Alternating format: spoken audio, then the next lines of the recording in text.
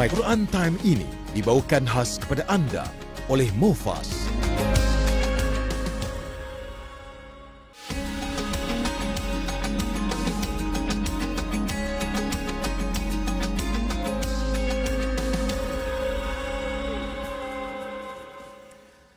Assalamualaikum warahmatullahi wabarakatuh. Alhamdulillah wassalatu wassalamu ala Rasulillah wa ala alihi wa man wala syada la ilaha illallah syadana Muhammadan abduhu wa rasuluh. Allahumma salli ala sayidina Muhammad wa ala alihi wa sahbihi ajma'in. Amma ba'du. Apa khabar tuan-tuan dan puan yang dirahmati Allah sekalian?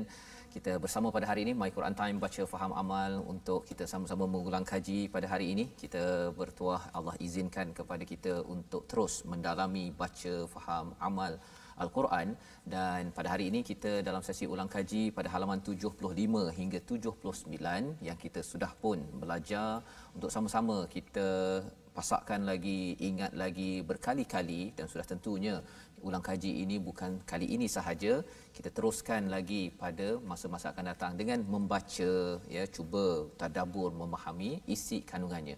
Dan pada hari ini kita bersama dengan pencarah daripada Universiti Islam Antarabangsa Malaysia, Ustaz Abdullah Bukhari. Assalamualaikum Ustaz. Waalaikumsalam. Alhamdulillah, ahlan Ustaz ya. Okey. InsyaAllah. Dan Ustaz Tarmizi Abdul Rahman. Ustaz. Apa khabar Ustaz? Alhamdulillah Hari Ustaz. ini, Ustaz, ya. Ustaz Fazrul sihat? Alhamdulillah. Kita berada bersama di tepi pengkaji Al-Quran, ya, penulis buku Ya, Ustaz. Kisah Malaysia Berkurung, ya, pesan cinta daripada Tuhan, yang sebenarnya bila saya selak tengok balik kepada isi kandungannya ini, amat menarik, ya, sebenarnya, kerana kadang-kadang bila berlaku sesuatu isu Ustaznya, rupa-rupanya ada banyak pesan daripada Allah Subhanahu Wa Taala untuk kita memaknai dengan tepat. Jangan ambil secara tak tepat, ya. Kita rasakan bahawa dalam PKP ini ada kaitan dengan konspirasi ke apa sebagainya, betul ke tak betul, ataupun dikaitkan dengan Yahudi ke, kan. Jadi perkara-perkara tu di dalam sini penuh dengan ayat-ayat Al-Quran dan hadis, ya, yang mencerahkan lagi, ya. Kita masih lagi PKPP, ya, tetapi paling pastinya salah satu hadiah daripada Allah SWT dengan COVID-19 ini adalah My Quran Time, ya. Dan kita bersama dengan Ustaz Abdullah Bukhari pada hari ini untuk sama-sama kita melihat kepada halaman 75 hingga 79. Kita mulakan dahulu dengan Ummul Quran Al-Fatihah bersama Ustaz Tarmizi. Baik, terima kasih kepada Ustaz Fazrul. Dan saya muliakan kepada Ustaz Abdullah Bukhari, khususnya yang saya kasihi tuan-tuan dan puan-puan sahabat-sahabat Al-Quran yang dikasihi Allah Subhanahu Wa Taala sekalian. Seperti biasa, mari kita sama-sama mulakan dengan Ummul Quran surah Al-Fatihah. أعوذ بالله من الشيطان الرجيم بسم الله الرحمن الرحيم الحمد لله رب العالمين الرحمن الرحيم مالك يوم الدين إياك نعبد وإياك نستعين اهدنا الصراط المستقيم صراط الذين أنعمت عليهم غير المغضوب عليهم ولا الضالين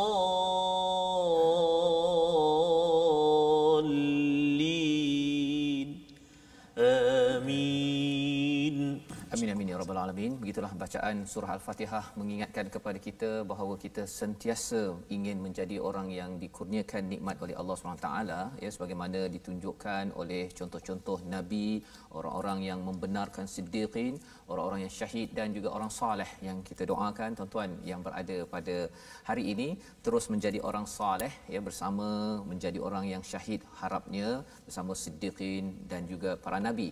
Yang kita lihat perjuangan nabi pada perang Uhud ini dikomentar, ya, dianalisis seawal pada pertengahan surah Ali Imran dan menuju ke hujung pada halaman 75 ini masih lagi Allah bercerita tentang analisis komentar tersebut, tentang musuh, tentang kalau katakan rasa banyak sangat perangai orang-orang di sekeliling yang menyakiti nabi, maka Allah membawakan kepada kehebatan Allah Subhanahu Wa Taala pada ayat 189 diikuti dengan ayat 190, iaitu bagaimana kita ini ingin terus menguatkan iman padahal sebenarnya ada banyak cabaran di sekitar kita di peringkat makhluk bersama dengan insan manusia.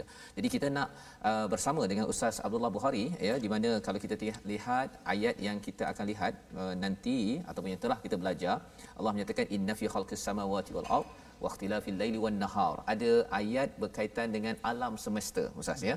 Dan mungkin kalau Ustaz Tamizi boleh membaca dahulu ayat yang ke 190 hingga ayat ke 191. Ya, sebenarnya ayat itu kalau diteruskan lagi ada rabbana rabbana rabbana.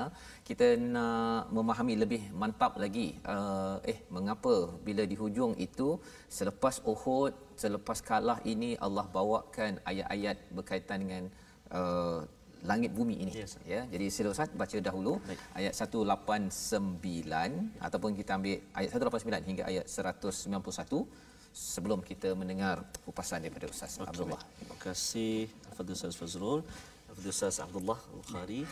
Hari ini mesti ramai ni orang kampung Ustaz Abdullah ni dari Kelantan. Dari mana Ustaz di Kelantan?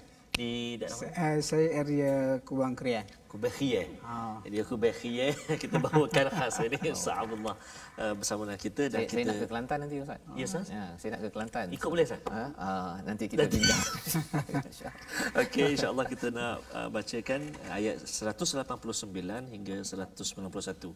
Dan ayat ni sangat seronok ataupun best baca dalam solat saat jadi imam dan sebagainya, ayat yang antara ayat pilihan jugalah untuk kita bacakan. Insya-Allah nanti Ustaz Abdullah akan kupas bersama Ustaz Fazrul insya-Allah. A'udzu billahi minasy syaithanir rajim.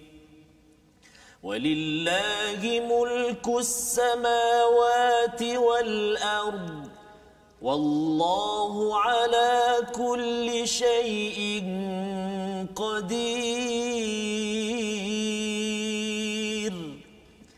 Inna fi khalqis samawati wal ardi wa ikhtilafil laili wan nahar واختلاف الليل والنهار لآيات لأولي الألباب الذين يذكرون الله قياما وقعودا وعلى جنوبهم ويتفكرون في خلق السماوات والأرض ربنا ما خلقت هذا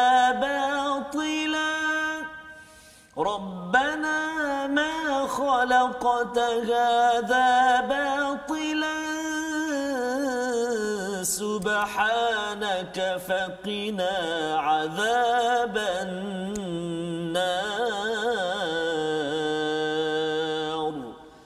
صدق الله العظيم.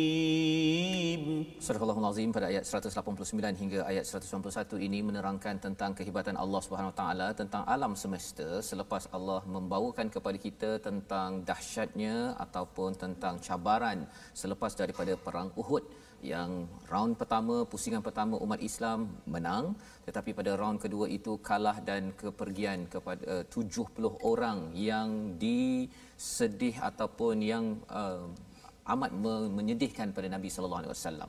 Jadi muncul ayat pada ayat 189 sebentar tadi, dan muncul ayat tentang ulul albab yang berulang dalam al-Quran ada 16 kali, ada di dalam surah Al-Baqarah dan sekali ini muncul dalam surah Ali Imran.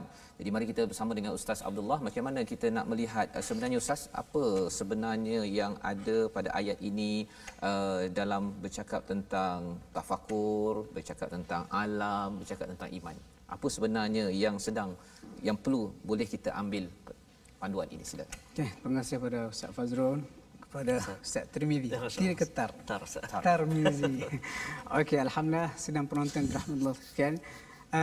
Ayat 190 dan 191 ini kalau boleh saya katakan adalah satu kebanggaan kepada kita umat Islam. Dan melalui Al-Quran Allah Ta'ala sampaikan mesej ini. Ayat ini cerita mengenai kepentingan berfikir. Dan sudah pasti apa saja yang berlaku di dalam kehidupan kita perlu fikir. Dan contohnya salah satu sudut fikirnya kalau yang disebut oleh Tuan Fazrul atau Ustaz Fazrul tadi, umat Islam mengalami kekalahan. Jadi kekalahan yang berlaku itu kita tak boleh biarkan begitu saja. Sebab tu kita ni ada postmortem biasanya selepas apa-apa program. Kita postmortem dan kita fikirkan di sebalik postmortem itu kelemahan yang mungkin tidak akan kita ulangi. Dan contohnya kalau kita perhati dalam surah Ali Imran ni juga, ayat-ayat sebelum ni bila Allah Ta'ala cerita mengenai bagaimana umat Islam awalnya mendapat kemenangan kemudian mengalami kekalahan, contohnya pada ayat yang ke 152. Allah Ta'ala nyatakan di situ puncanya kerana para sahabat mengingkari arahan Allah, arahan Rasulullah. Jadi itu antara proses berfikir selepas kita buat postmortem untuk memastikan kita tidak mengulangi kesilapan yang sama. Dan ternyata ayat ni turun, Allah Ta'ala suruh manusia berfikir, para sahabat berfikir, cerita mengenai langit, bumi dan juga kehidupan mereka. Para sahabat benar-benar mengambil keputusan yang baik selepas berfikir atas kekalahan itu, dan dalam perang-perang yang berikutnya tidak pernah satu pun para sahabat atau Rasulullah mengalami kekalahan. Itu satu. Kemudian ayat ini apa istimewa dia? Ayat ni kalau baca dalam sebuah riwayat, Rasulullah berada dalam rumah Aisyah, giliran Aisyah radhiyallahu anha. Lalu Rasulullah minta izin kepada Aisyah untuk qiyam. Lalu baginda solat, sujudnya menangis, rukuknya menangis sehingga dia katakan basah lantai. Lepas tu ketika menjelangnya subuh, Bilal bin Rabah radhiyallahu anhu sampai, dia tengok Nabi menangis, dia kata, kenapa Rasulullah kau menangis sedangkan dosamu sudah diampunkan yang dahulu dan yang akan datang. Lalu katanya Rasulullah, alangkah tak gunanya aku kalau sebenarnya aku tidak menangis kerana malam tadi turun kepadaku ayat-ayat yang mempunyai makna yang cukup hebat. Itu arahan berfikir dan arahan pada ayat 101.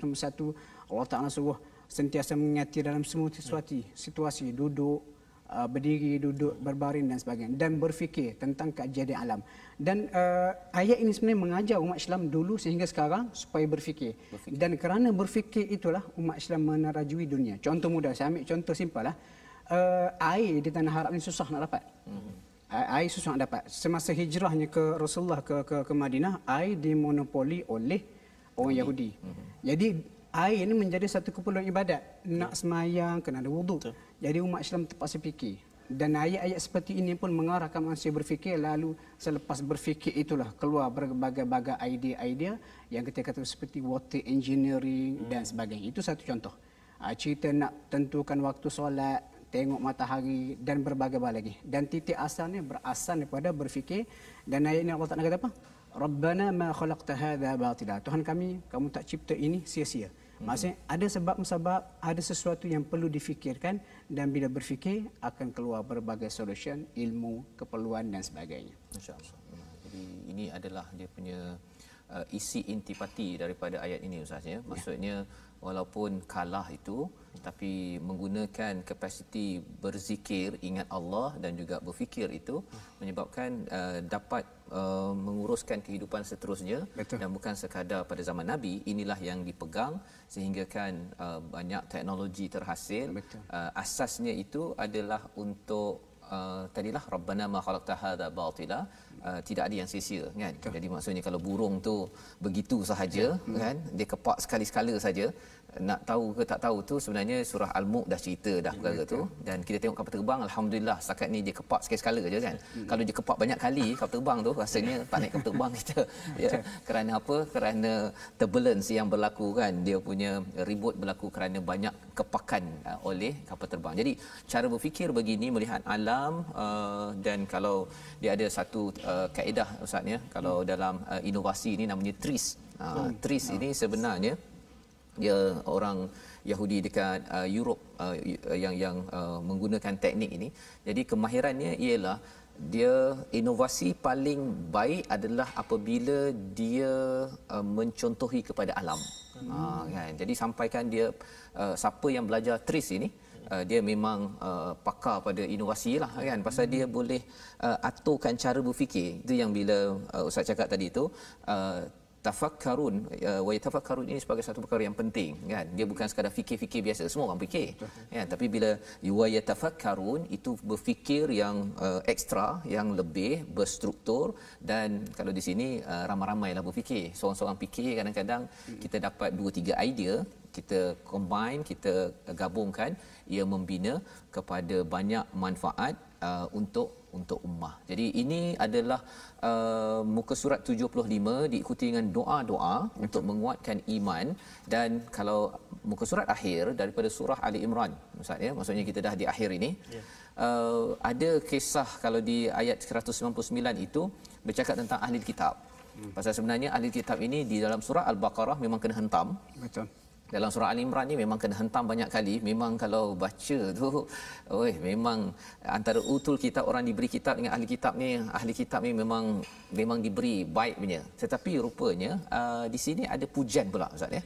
Kalau boleh Ustaz rungkaikan ayat 199 ni, ataupun kita Ustaz baca dulu ya, dan kita dengar macam mana ya Ustaz pun boleh baca rungkaian. Silakan Ustaz. Kita nak baca ayat 199 saya. Mohon izin Ustaz ya. Ya silakan. Insya-Allah. Jom sahabat-sahabat Al-Quran, kita berada di helaian terakhir surah Ali Imran. Betul. Ayat kita nak baca sekarang ayat 199 di muka surat 76. A'udzu billahi minasyaitonir rajim.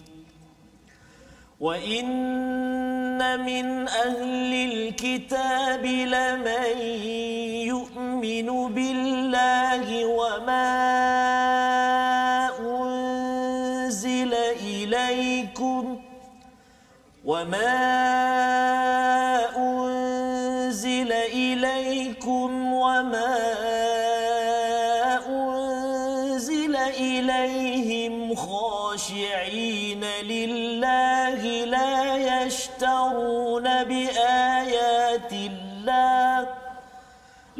يشترون بآيات الله ثمنا قليلا أولئك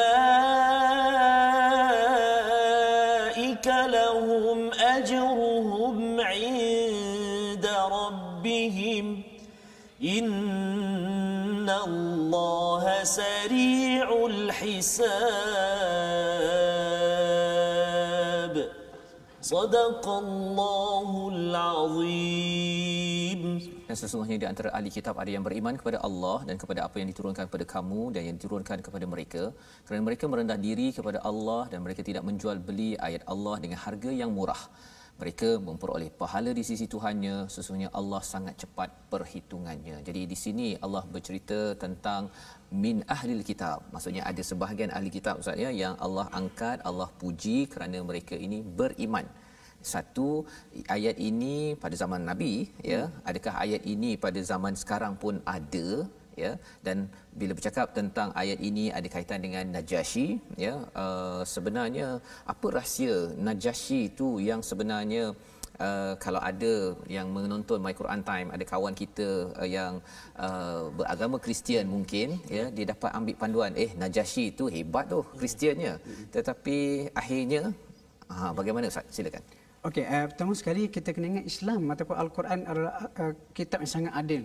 Islam tak pukul bawang. Tak ada kata semua ahli kitab jahat belaka, tak. Sebab buktinya Allah Ta'ala sebut wa inna min ahlil kitab. Sesungguhnya ada sebahagian daripada ahli kitab. Maksudnya bukan pukul bawang semuanya jahat. Dan kita dapati perkara begini banyak disebut dalam Quran lah. Dan ayat ni Allah Ta'ala dia, kalau kita perhati tafsiran dia ada yang merujuk pada makna khusus.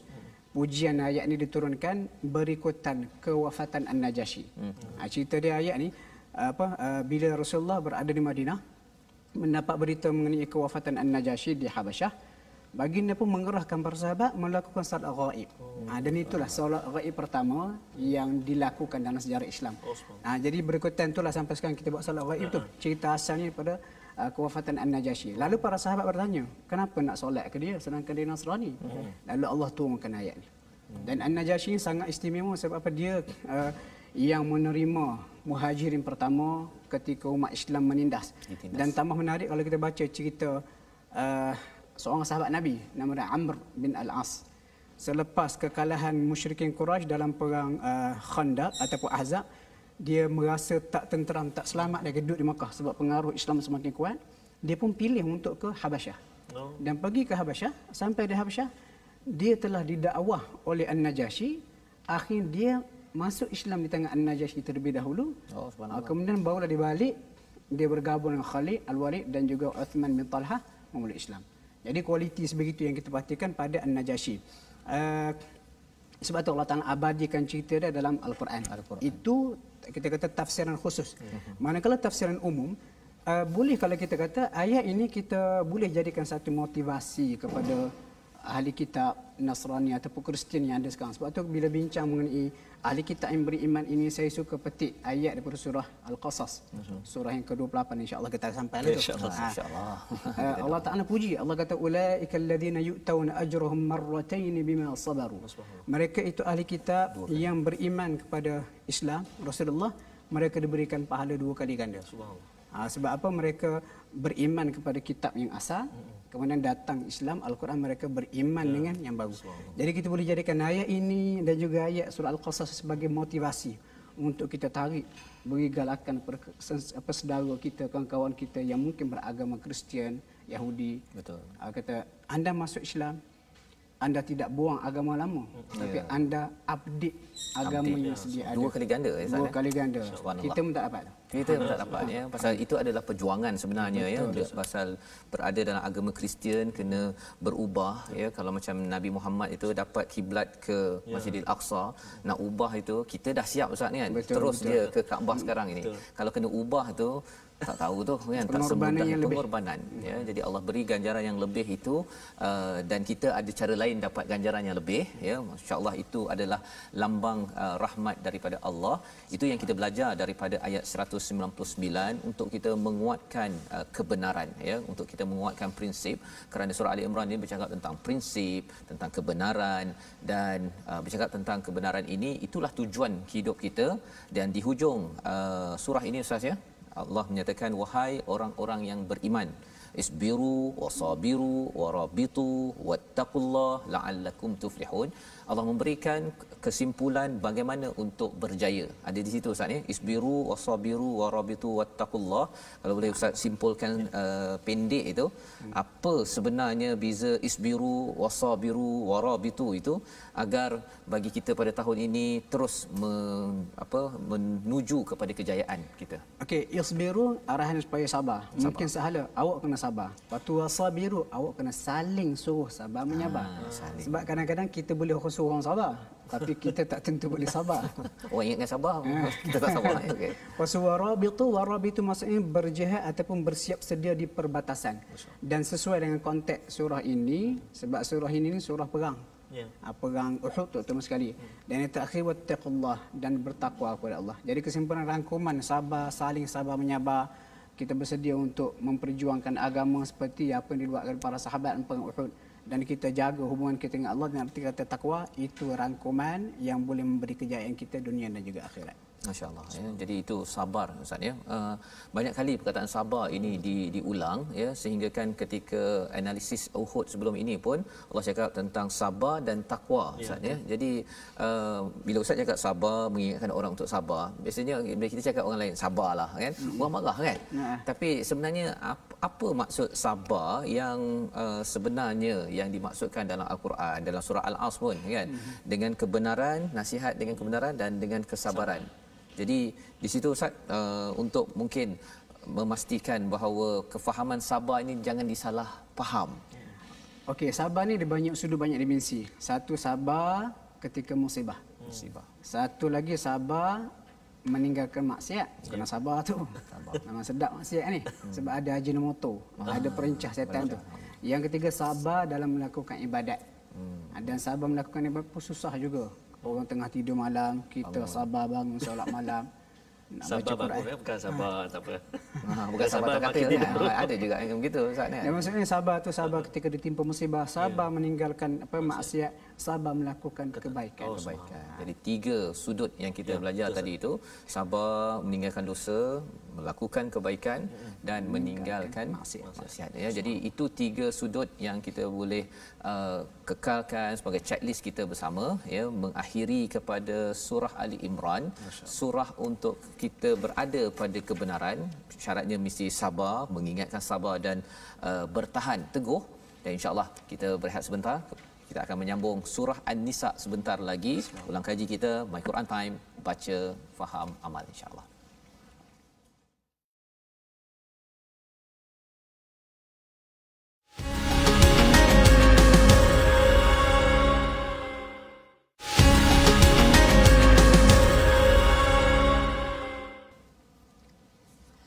Bila nur melimpah di hati manusia itu bangun. Bangun daripada mana? Bangun ataupun keluar daripada cahaya kegelapan menuju cahaya keterangan, cahaya kepada Allah Subhanahu taala yang dipimpin dipandu oleh Al-Fadhil Ustaz Abdullah Ustaz Fazrul dan Al-Quran itu sendiri. Subhanallah saya. Dan itu sebabnya kita memang kena sentiasa bersama dengan Quran ini Ustaz, ya, sebagai nur yang akan dia nurnya itu istilahnya nur daripada matahari tiak kan, dia akan kalau ada lampu yang kecil, lampu Kalimantan apa sebagainya yang selama ini kita bergantung, dapat sahaja nur cahaya daripada Al-Quran ini, idea-idea kita selama ini yang kita belajar apa sebagainya ini alhamdulillah kita gunakan, tetapi Quran ini akan menyerap dan mencerahkan segalanya. Dan ini yang kita nak lihat. Apatah lagi kita sudah berada pada surah yang keempat pada minggu ini Ustaz, ya. Kita nak ulang kaji pada hari ini. Tapi sebelum itu mungkin Ustaz bersama sahabat Al-Quran. Ya, sahabat-sahabat kita semua, kita nak mengajak diri saya dan kita semua sekali untuk terus bersahabat dengan Al-Quran, mendapat cahaya daripada kalamullah yakni Al-Quran, untuk bergabung dengan kita di platform rasmi kita. Kita ada Facebook kita Sahabah Al-Quran My Hashtag Quran Time, kita ada My Hashtag Quran Time, juga di platform YouTube, Instagram, Telegram dan juga Twitter kita My Hashtag Quran Time Official, dan Instagram kita My Quran Time Official. Jadi kita ada banyak platform kita itu. Jadi tuan-tuan dan puan-puan, sahabat-sahabat semua bolehlah bergabung dengan kita dekat situ untuk terus dalami lagi ataupun ulang kaji lagi pengajian-pengajian kita dalam Al-Quran ini, insya-Allah taala, dalam My Quran Time, insya-Allah. Jadi itu adalah sahabat Al-Quran. Tuan-tuan boleh ikuti rakaman sebelum ini untuk kita terus belajar sampai halaman ke-76, dan hari ini bila kita melihat ulang kaji muka surat 77 surah An-Nisa. Ini istimewa dalam Al-Quran bila Allah mengangkat golongan wanita, ibu ayah ataupun ibu kakak kita, adik kita, saudara perempuan kita, Allah angkat. Sebagaimana kalau kita lihat pada zaman jahiliah itu wanita dianggap second class, sebagai kelas kedua, komoditi yang dijual-jual, masih berlaku lagi sampai sekarang.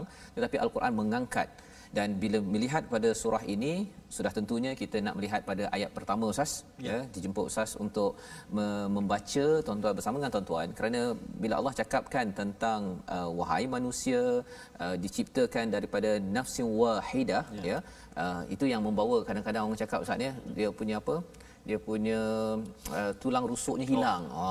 Kan dia ada cakap rusuk bergetar. Itu lagi mantap Ustaz kan. Okey. Itu jadi ayat mengorak.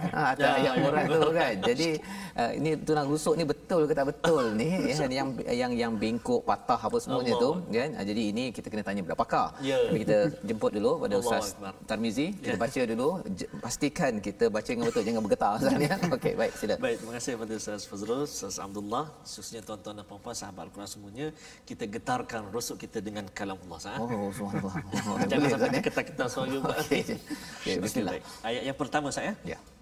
Di muka surat 77 surah An-Nisa. A'udzu billahi minasyaitonir rajim. Ya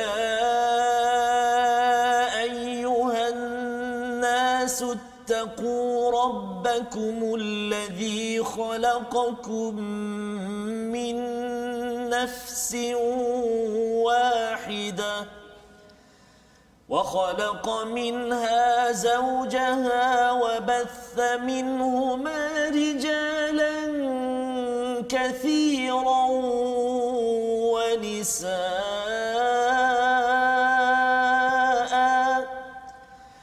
واتقوا الله تساءلون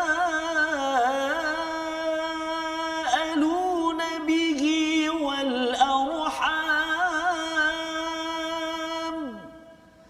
إن الله كان عليكم رقيبا صدق الله العظيم. Surah Al-Azim ayat yang pertama ini Allah menyeru kepada seluruh manusia, ya, bukan sekadar untuk orang-orang yang beriman sahaja. Bertakwalah kepada Tuhanmu yang menciptakan kamu semua daripada nafsin wahidah, daripada diri yang satu, ya, merujuk kepada Nabi Adam itu. Wa khalaqa minha zaujaha, ya, daripadanya pasangan, minhuma rijalan katsiran wa nisaa, ada lelaki selepas itu yang yang lahir dan juga ada wanita. Jadi Allah mengingatkan sekali lagi wattaqullah tasaaluna bihi wal arham, tentang hubungan silaturahim, kerana Allah mengawasi. Jadi Allah mulakan ayat pertama ni Ustaz, ya, kalau Ustaz boleh cerahkan lagi tentang sebenarnya surah An-Nisa ini apa dia punya gambarannya, apatah lagi kalau kita bercakap tentang wanita dan juga lelaki ini. Dia zaman sekarang ni ada orang perempuan kata dia punya hak tidak cukup, kena jadi feminism, kan, baru dia rasa bahawa pasal dia selalu tak puas hati je, kan. Kemudian ada pula bila lelaki kata tak ada kementerian lelaki, kementerian wanita saja ada. Jadi dua-dua tak puas hati. Jadi ada surah An-Nisa sebenarnya apa Ustaz? Silakan. Okey, alhamdulillah. Surah An-Nisa ni sebenarnya ada surah Ar-Rijal lelaki dalam Quran. Tak ada. Saya rasa kita kena tubuhkan brothers in Islam. Perjuangkan hak lelaki yang dikesampingkan oleh agama. Dan benda ni tak akan habis kalau nak bergaduh. Tak habis. Pertama sekali kita kena ingat Allah Ta'ala cipta kita, dia tahu apa yang terbaik untuk kita, lelaki dan juga perempuan. Dan sebenarnya surah An-Nisa ni sebenarnya mengangkat orang perempuan. Kenapa dalam diceritakan bagaimana Islam membela wanita, dulu tak ada hak dalam harta pusaka. Turun surah, dia jadi satu dokumentasi yang pasti yang mesti diikuti oleh orang Arab pada zaman Nabi, lalu mereka terpaksa korbankan budaya jahiliah. Maksud diberikan hak sepatut kepada wanita. Dan surah An-Nisa ni mempunyai hukum-hukum yang banyak sekali. Bahkan dengan turunnya surah An-Nisa memberi jawapan banyak juga kepada hukum-hukum yang tanpa penglibatan wanita kita di dunia ini akan jadi pincang. Kena ada wanita barulah seimbang, dan juga kita kata kehidupan dunia pun akan adil, stabil, dan juga kita boleh hidup dengan sempurna. Jadi itu adalah intisari sebenarnya surah An-Nisa ni Ustaz, ya. Sehingga kan Allah banyak memberikan peraturan demi peraturan, ya, bukan sekadar nilai tapi peraturan dalam surah ini. Kerana kalau sekadar nilai saja, kadang-kadang kita kata menghormati, meraihkan, tapi kalau tidak ada peraturan, akhirnya golongan wanita inilah yang sering dikomoditikan, ya, yang dimanipulasikan, dijual, dan ia masih lagi kalau berlaku pada zaman jahiliah, ia masih berlaku pada zaman ini kalau ia tidak dipandu dengan cahaya daripada Allah Subhanahu Wa Taala. Dan kita teruskan dengan ayat yang kedua bercakap tentang perjuangan kepada anak yatim Ustaz, ya. Dan ayat yang ketiga itulah yang biasanya sebelum tu yang rusuk wanita atau tidak tu. Yang rusuk wanita tu Ustaz. Macam mana tu? Penting sebab bergetar tadi, lupa terus. Bergetar dia terlupa terus, kan. Jadi satu rusuk, kan, kemudian bengkok. Kemudian kalau kuat sangat patah, kalau tidak dia kekal bengkok. Itu semuanya adalah doa-doa pada orang yang sedang bergetar, kan. Okey, jadi sila Ustaz, macam mana, apa kefahaman? Dia sebenarnya ayat ini Allah kata dicipta yang biasa kita dengar. Mula sekali Allah Ta'ala mencipta Adam. Kemudian Adam kesepian, lalu Allah Ta'ala ambil rusuk kiri dia. Lalu dicipta daripadanya Hawa. Sebenarnya kalau berdasarkan nas yang sahih, tidak disebut rusuk kiri. Dan sekadar pembacaan saya, yang cerita rusuk kiri itu riwayat Israiliyat. Israiliyat. Jadi kalau orang nak sekarang boleh check lah kiri ni cukup tak. Okey. Lepas tu saya pesan ke student saya yang pelajar-pelajar perempuan UA, kalau ada budak-budak lelaki yang mengorak kata, kenapa tengok awak saya rasa bergetar je rusuk belah kiri? Jawapan dia Israiliyat. Oh, insya-Allah. Okey. Dia ayat ni ada yang memegang berdasarkan makna zahir. Sebab Nabi kata dicipta daripada rusuk yang bengkok. Memang daripada rusuk Adam secara yang zahir. Tetapi ada juga pandangan lain mengatakan Nabi menggunakan metafora. Metafora. Sebab dan dia perbezaan duduk pada perkataan nafsin wahidah. Yang mengatakan dicipta daripada Adam nafsin wahidah, dirinya satu, Adam itu pasangannya, dia sebut nafsin wahidah itu fizikal Adam. Lalu dia ambil rusuk, dicipta Hawa. Kemudian ada pula pandangan mengatakan nafsin wahidah itu lebih sesuai kita kata spesies yang satu, iaitu manusia. Dan disokong dengan ayat lain dalam surah Ar-Rum. Jadi kesimpulannya kedua-dua pandangan ini diterima dalam khilaf kata para ulama tafsir. Ada yang kata dicipta daripada Adam, rusuknya. Ada yang kata dicipta daripada tanah, sama spesies manusia seperti Adam. Cuma yang dikatakan rusuk itu adalah metafora. Yang perlu wanita ni sifatnya bengkok. Kalau tak diluruskan dia akan kekal bengkok. Kalau nak diluruskan tak boleh luruskan dengan cara yang kasar, nanti patah hatinya. Begitu. Metafora ya. Maksudnya bengkok tu lambang kepada wanita, memang sifat macam tu. Kalau tak dibetulkan dengan gentleman, dengan penuh budiman, dia akan kekal bengkok tanpa bimbingan. Sedangkan wanita perlu bimbingan. Dan kalau katakan tulang rusuk tu memang dia melindungi kepada jantung kita, Ustaz ya. Maksudnya dia ada fungsi kan, ada fungsi. Kalau kita belajar biologi sikitlah kan, tapi saya dah kena buka buku biologi, kena tanya pada cikgu-cikgu biologi untuk maksudnya dalam bengkok ada fungsinya, tapi dalam masa yang sama kalau nak diluruskan itu yang lelaki harap macam lelaki cara berfikir si wanita. Rasanya mungkin kalau jenis macam saya Ustaz, kalau anak menangis 3-4 kali pun dia masih lagi lurus, tak apa, ada lagi peluang untuk saya tidur. Rasanya mungkin anak saya tak dijaga oleh si isteri kan. Jadi perbezaan yang ada itu adalah untuk kita saling lengkap melengkapi Ustaz ya, untuk kita saling menghormati. Dan inilah yang kita boleh belajar sedikit ya, ringkas pada hari ini, ulang kaji kita pada ayat yang pertama. Dan bila kita terus pada ayat yang kedua bercakap tentang harta anak yatim ya, dan ayat yang ketiga ini saya pernah buat program di Terengganu bersama orang-orang Terengganu ya, dan nanti pun kita insya-Allah akan Terengganu. Ada seorang ni dia kata, Ustaz, dia belajar tadabbur tazakur ya, belajar tadabbur, dia kata boleh tak tadabburkan ayat nombor 3. Kan. Jadi Ustaz Tarmizi bacakan, baca dulu.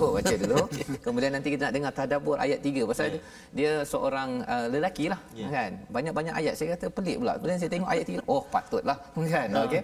Silakan Ustaz. Baik. Jadi dalam muka surat ni ayat 3 macam ni. Ayat 3, banyak-banyak tu ayat 3. Ayat 3 Ustaz.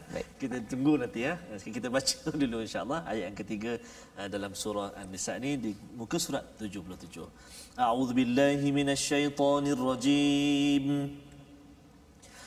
وَإِنْ خِفْتُمْ أَلَّا تُقْسِطُوا فِي الْيَتَامَى فَانكِحُوا مَا طَابَ لَكُم مِّنَ النِّسَاءِ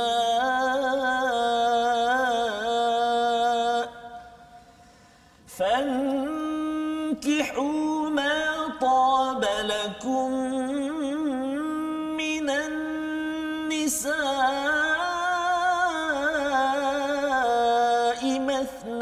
وثلاث ورباع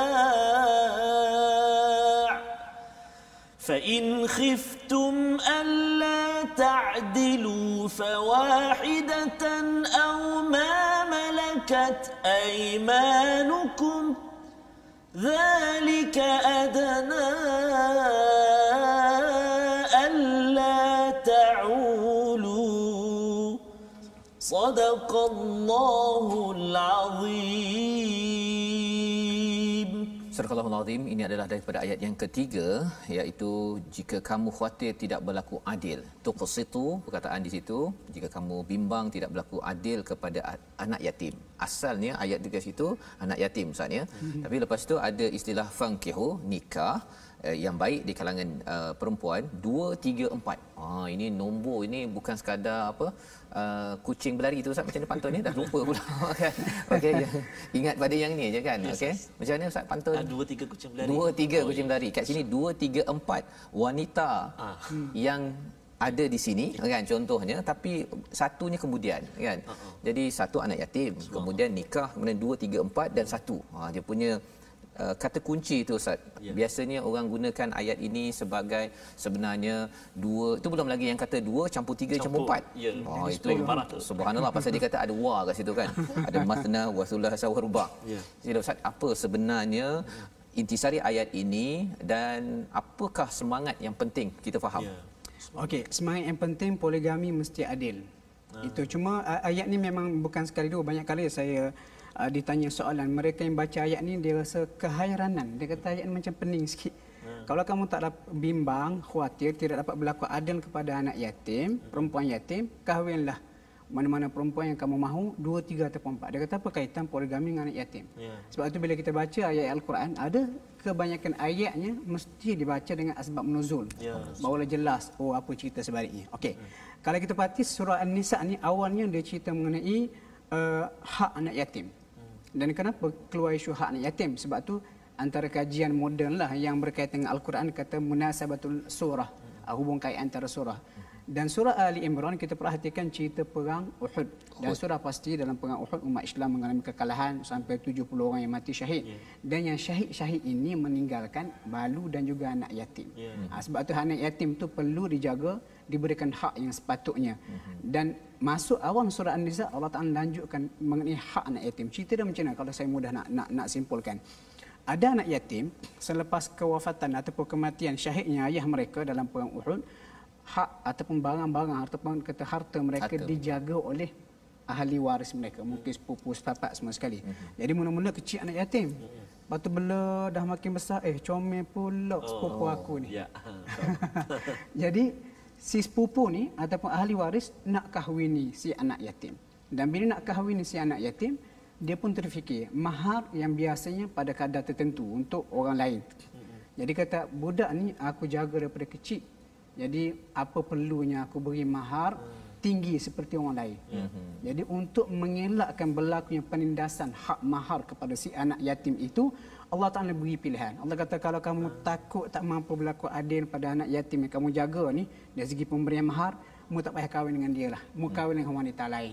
2 ke 3 ke 4. Itu cerita di sebalik ayat ni. Oh, tapi dia mula dengan 2 tu Ustaz ni. Ada gini sebenarnya 2 tersebut macam kita kata ini ada gaya bahasa Arab. Gaya bahasa Arab ataupun Al-Quran. Dia cerita ini maksimum. Kalau nak takat ni boleh 4 orang. Tapi kalau kamu takut tak dapat berlaku adil, seorang cukup. Cuma ada yang bincang. Dia kata kalian nak tahu adil ke tidak, kena kahwin banyak dulu. Oh, baru tahu. Baru tahu adil. Itu sebenarnya bagi saya adalah satu langkah yang berisiko. Sebab yang akan terbeban itu adalah mungkin wanita yang kita akan cerai kemudiannya. Jadi yang paling cantik kita kata kahwin seorang, kalau agak-agak kita ada kemampuan dan ada sebab-sebab yang kukuh untuk berpoligami, barulah kita fikir untuk berpoligami. Tapi kena ingat pada poligami itu bukan angka isterinya yang menjadi sunnah, tapi keadilan. Jadi biasanya orang fokus pada nombor itu bukan kepada tuqsitu ataupun ta'dilu itu Ustaz ya, pada adilnya itu. Jadi sunnah di sini yang kita belajar daripada sini untuk pencerahan Ustaz ya. Pasal kadang-kadang orang gunakan nombor itu lebih besar daripada yang adil dan juga qist sebentar tadi kan.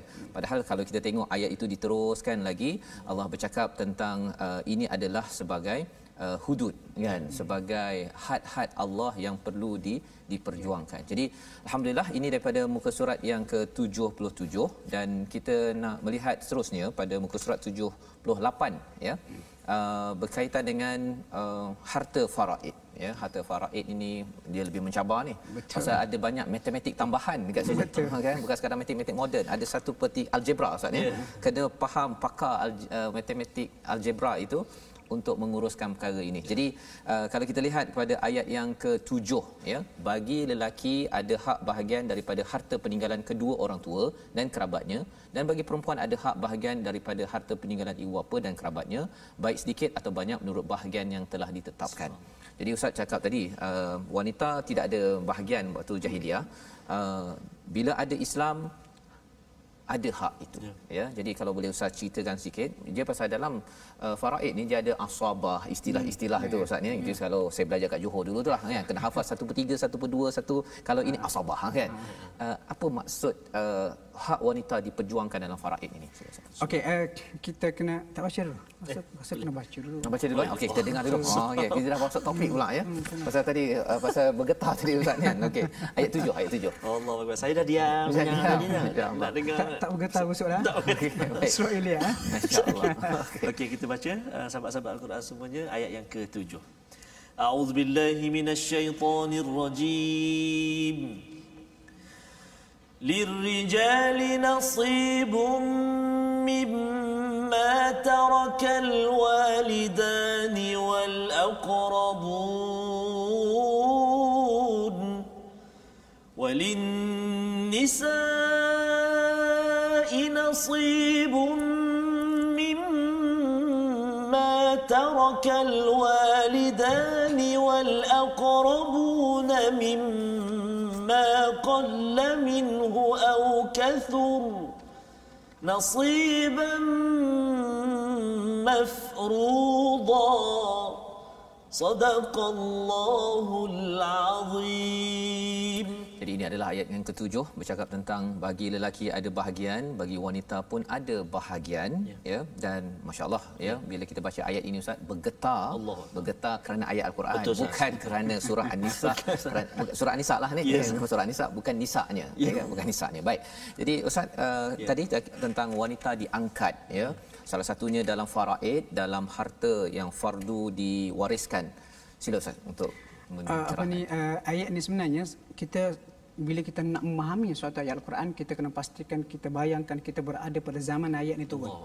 Itu cara yang paling praktikal. Sebab apa, pada zaman awal Islam memang wanita dan juga kanak-kanak tidak mempunyai hak dalam harta pusaka. Macam dikatakan wanita tak ada hak diniagakan. Cerita dia tak salah seorang sahabat Nabi, Sa'ad bin Ar-Rabi' radhiyallahu anhu, dia meninggal dunia dan meninggalkan isteri dan juga anak perempuan. Lalu habis sepupu dia ambil habis harta tu, dibolot. Kemudian mereka isteri kepada balu kepada Sa'ad bin Ar-Rabi' pergi menemui Rasulullah mengadu. Jadi berikutan itu Nabi kata aku tak tahu jawapan. Lalu Allah turunkan ayat ini. Allah kata apa? Bagi lelaki tak kira dia kecil ataupun besar, dia dapat hak. Sikit ataupun banyak. Wanita pun sama dapat hak. Jadi bermula titik tolak daripada ayat ini, kalau kita wanita pada zaman itu, kita akan bersyukur, berterima kasih kerana Allah melihat mereka sebagai makhluk yang mempunyai hak setelah diturunkan ayat-ayat ini. Itu dia kata-kata Islam sebelum mana pihak yang mengatakan mereka memperjuangkan hak wanita. Al-Quran, Islam dah perjuangkan 1400 tahun. 1400 tahun ya Allah. Jadi ini menceritakan bahawa di dalam agama Islam, dalam Al-Quran ini tidak bias Ustaz ya. Allah faham makhluk yang diciptakannya dan Allah siapkan peraturan untuk bagi wanita ya. Wanita itu adalah ibu kita, adik perempuan kita, kakak perempuan kita. Mereka diperjuangkan oleh Allah kan, bukan oleh kumpulan feminism, tetapi diperjuangkan oleh Allah. Kalau ada lagi kata saya tak cukup kan, tak cukup lagi, maksudnya dia kena baca surah An-Nisa betul-betul, terus bersama dengan Quran Time ini untuk memahami ya isi Quran, bukannya main celup-celup jelah ya. Kadang celup-celup tu bahaya Ustaz ya. Dan ini membawa kita kepada penghujung perkongsian ulang kaji kita pada hari ini, di mana kita mendapat kita sempat mengkaji ataupun mengulang kaji 4 halaman sebentar tadi untuk sama-sama kita yakin bahawa kalau ada cabaran dalam perjuangan kita, sebenarnya pandanglah kepada alam, Allah masih ada ya. Teruskan belajar berfikir. Itu 2 muka surat akhir daripada surah Ali Imran. Dan surah An-Nisa ini kita bercakap tentang kalau berjuang, salah satu yang kita perjuangkan Ustaz ya. Kalau orang cakap perjuangan B40 ya, sebenarnya surah An-Nisa ini salah satu B40 itu adalah anak yatim ya, orang-orang miskin, sufaha, orang-orang yang mungkin tak berapa cukup lagi tahap pemikirannya untuk menyusun segalanya, tapi kitalah orang yang akan berjuang memastikan keadilan di dalam masyarakat ini. Sama-sama kita doakan agar kita terus dipimpin oleh Al-Quran. Kita mohon Ustaz Abdullah memimpin bacaan doa kita pada hari ini. Bismillahirrahmanirrahim. Alhamdulillahirabbil alamin. Allahumma salli wa sallim mubarak ala Muhammad wa ali Muhammad. Amin. Allahumma ighfir lana dhunubana wa liwalidina warhamhum kama rabbawna shighara. Amin. ولجميع المسلمين والمسلمات الأحياء منهم والأموات. اللهم إنا نعوذ بك من زوال نعمتك وتحول عافيتك وفجاءة نقمتك وجميع سخطك. اللهم إنا نعوذ بك من البرص والجنون والجذام ومن سيء الأسقام. اللهم ارحمنا بالقرآن واجعله لنا إماما ونورا وهدى ورحمة. اللهم ذكرنا منه ما نسينا وعلمنا منه ما جهلنا وعلمنا منه ما جهلنا وعلمنا منه ما جهلنا وارزقنا تلاوته آناء الليل وأطراف النهار واجعله لنا حجة يا رب العالمين. اللهم اجعلنا ممن يستمعون القول فيتبعون أحسنه. صلى الله على محمد وعلى آله وصحبه وسلم. الحمد لله رب العالمين. تقبل الله منا ومنكم. Taqabbal ya karim. Moga-moga Allah mengabulkan doa kita menjadi orang-orang yang sentiasa mendengar, ya, memilih yang terbaik untuk kita ikuti. Selepas kita mendengar, sudah pastinya yang terbaik itu daripada Al-Quran, kita ikuti dengan amalan-amalan yang terbaik. Dan inilah antara kempen kita dalam Wakaf untuk Ummah. Wakaf untuk Ummah ini untuk sama-sama kita berkongsi rasa hidayah, hadiah daripada Allah ini kepada seramai mungkin, bagi sekolah, bagi penjawat awam, bagi institusi-institusi lokasi yang ada di seluruh Malaysia ini untuk mendapat mushaf Al-Quran dan juga program-program untuk kita memahami Quran sebagai sumber hidayah. Jadi alhamdulillah, terima kasih diucapkan pada Ustaz Abdullah Bukhari bersama kita pada hari ini, Ustaz. Dan insya-Allah kita akan bersama lagi untuk mengulang kaji, dan mohon ya Ustaz terus mendoakan kepada seluruh tuan-tuan dan puan, tuan-tuan pun doakan terus pada Ustaz Abdullah terus berkhidmat di dalam kajian Al-Quran, Ustaz, ya. Terus menjadi wartawan Al-Quran sebenarnya, ya. Banyak artikel-artikel menarik daripada Ustaz Abdullah Bukhari di Facebook, dan insya-Allah kita bertemu pada jam 11 malam ulangan, jam 6 pagi. Rancangan ini dibawakan oleh Mofaz yang mengharapkan tuan-tuan terus istiqamah bersama Al-Quran. My Quran Time, baca, faham, amal, insya-Allah.